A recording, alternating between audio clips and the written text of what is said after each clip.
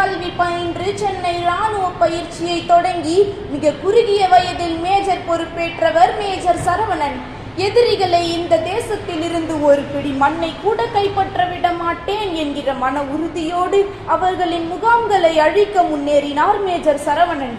காஷ்மீரை கைப்பற்ற வேண்டும் என்ற நோக்கத்துடன் கார்கில் வழியாக பாகிஸ்தான் ராணுவம் ஊடுருவுவதை இந்தியா கண்டுபிடித்தது. இதன் விளைவாக இந்தியா பாகிஸ்தான் நடுவே கார்கில் போர் தொடங்கியது. போரில் ஈடுபடுவதற்காக அஸ்ஸாமில் இருந்து தனது இராணுவ படைகளுடன் போருக்கு புறப்பட்டார் மேஜர் சரவணன். சியாச்சியின் அடுத்தபடியாக உயரமான போர் முனையாக கருதப்படுகிற 4.268 ஜூபர் ரிச் பகுதியை கைப்பற்றுமாறு மேஜர் சரவணனிடம் ஒப்படைக்கிறார்கள்.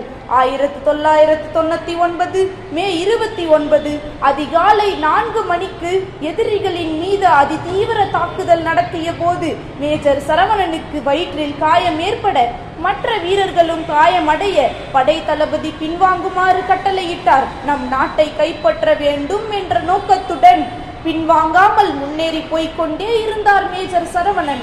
அப்போது எதிர்பாராத விதமாக தனது அருகில் வெடித்த வெடிகுண்டு தாக்குதலுக்கு ஆளானார் மேஜர் சரவணன்.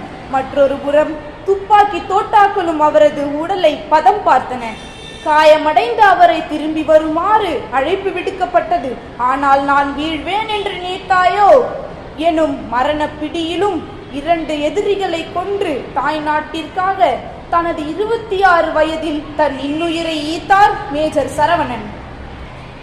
மேஜர் சரவணன் போரில் கார்கில் நாயகனாக உருவெடுத்தார். அவரது தியாகத்தையும் வீரத்தையும் நினைவு கூறும் வகையில் அவரது வீர தீர செயலுக்காக மிக உயரிய விருதான வீர் சக்ரா விருது வழங்கப்பட்டது.